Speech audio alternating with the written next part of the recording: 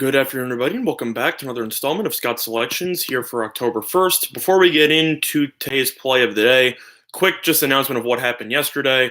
We ended up not making a video whatsoever. I put out a tweet yesterday saying how I didn't really like anything on the card, as there was actually nothing to talk about besides the Steelers and Bengals game. Fortunately, I thought the Steelers would win, but that game was awful from start to finish, and that game was almost as boring as I thought it would be.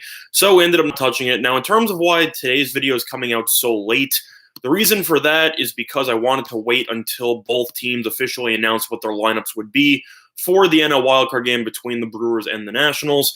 And after the Nationals announced what their lineup was about 4 hours ago, the Brewers decided to take a nap and then announced it roughly an hour and a half ago. So that's the reason why this video is coming out so late, as the Brewers just decided to wait an extra 2 hours to announce their lineup, and I didn't want to give out the play without knowing what the actual batting order would be.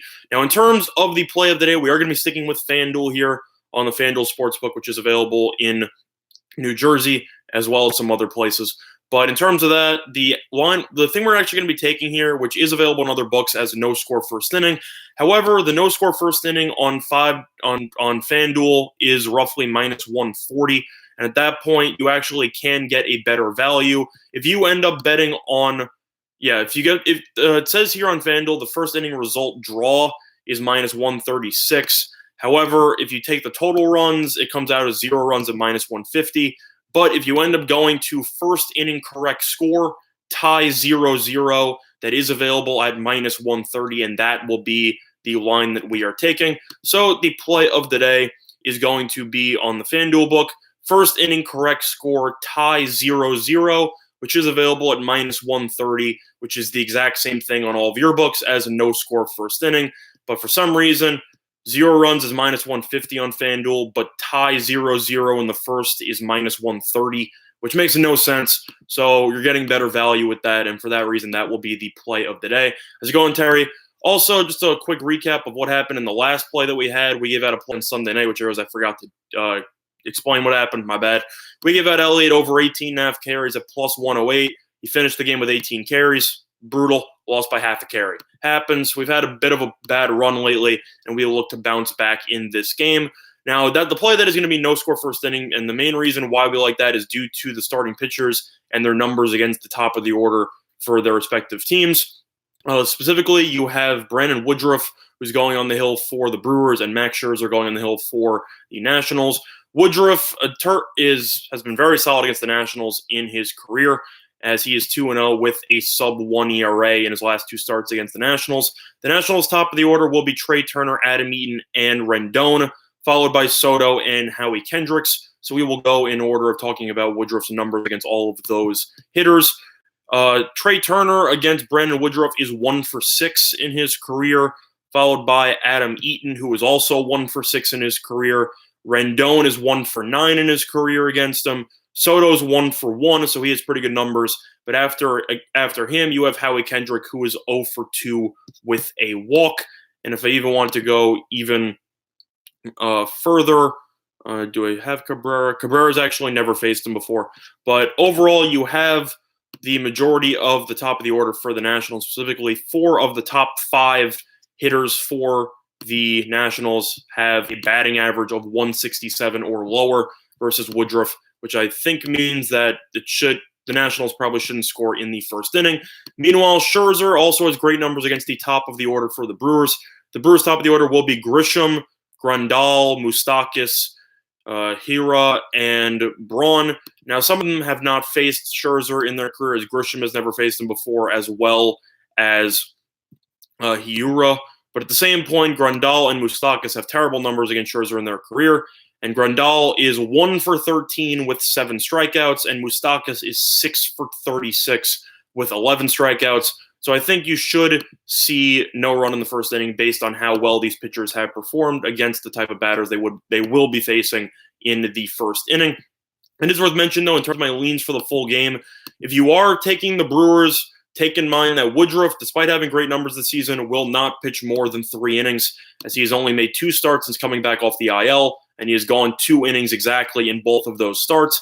He's been very solid, got no earned runs since coming back, but he will only go about 2 or 3 innings before the Brewers will turn the ball over to either Jordan Lyles or Chase Anderson. So if you are betting on the Brewers, keep that in mind, as it will mostly be a bullpen or an opener situation where Woodruff will mostly go 2 innings or so. Where on the other hand, Scherzer is all go, and he should be pitching as much as he possibly can. He has been struggling a little bit in his last couple of starts, as he has given up at least 3 earned runs in each of his last 3 starts and at least 4 earned runs in each of his last 2. So it explains why the money line is so heavily on Washington, or minus 170 or minus 180 favorites, based on the fact that Woodruff will only be pitching about 2 innings, and Scherzer has the ability to shut down the Brewers all by himself, as he did earlier this year. In terms of my thoughts on the game itself, I have to lean to the Nationals. I know their bullpen's terrible, and I know all that, but at the same point, these teams have been entering the wildcard game on different, just headed in completely opposite directions. The Nationals, in particular, have won 8 straight games going into this, including back-to-back. They swept the Phillies in 5 games. They also swept the Indians. They've won 5 straight. They've been absolutely rolling. Where on the other hand, the Brewers entered this. They had a shot to win the NL Central potentially, as the Cardinals slipped up over the weekend against the Cubs.